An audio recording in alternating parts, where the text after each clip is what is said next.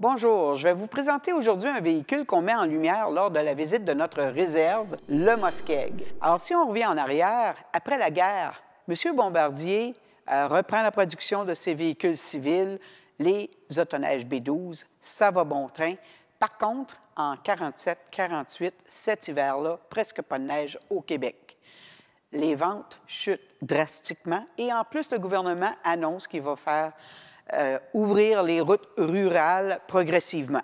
M. Bombardier se pose des questions puis se dit, il va falloir que je crée un véhicule qui ne dépend pas de la neige, il va falloir que je fasse un véhicule qui est capable d'aller sur des terrains difficiles, le sable, les tourbières, les chemins forestiers, et que je le fasse avant que quelqu'un d'autre le fasse.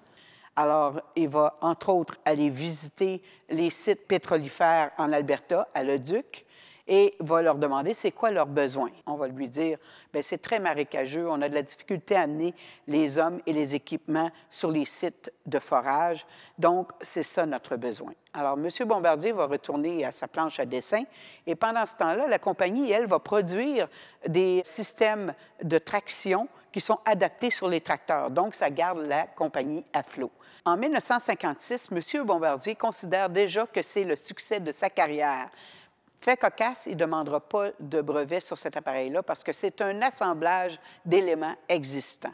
Le nom Muskeg veut dire marécage en algonquin. Cet appareil-là, juste pour vous donner une idée, robuste, on peut y attacher toutes sortes d'équipements et là, il va être vendu partout autour de la planète, au Liban, en Colombie, en Australie, en Afrique du Sud.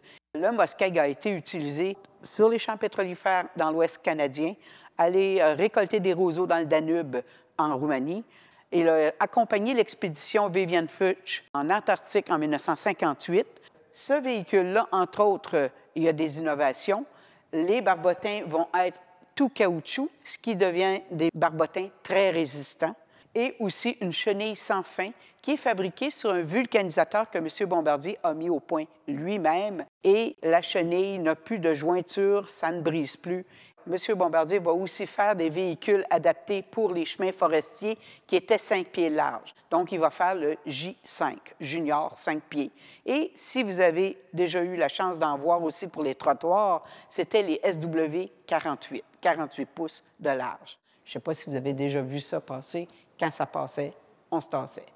Quelqu'un va demander à M. Bombardier de lui fabriquer un véhicule qui flotte sur l'eau. Alors, il va sortir le Baby Carrier, qui est un véhicule léger, mobile, qui consomme peu de carburant, qui ne pèse que 930 kg, tandis que le Muskeg pesait 2177 kg. Alors, c'est tout pour notre capsule sur le Muskeg. Si vous avez apprécié, abonnez-vous à notre chaîne YouTube et suivez-nous sur Facebook. Bonne journée!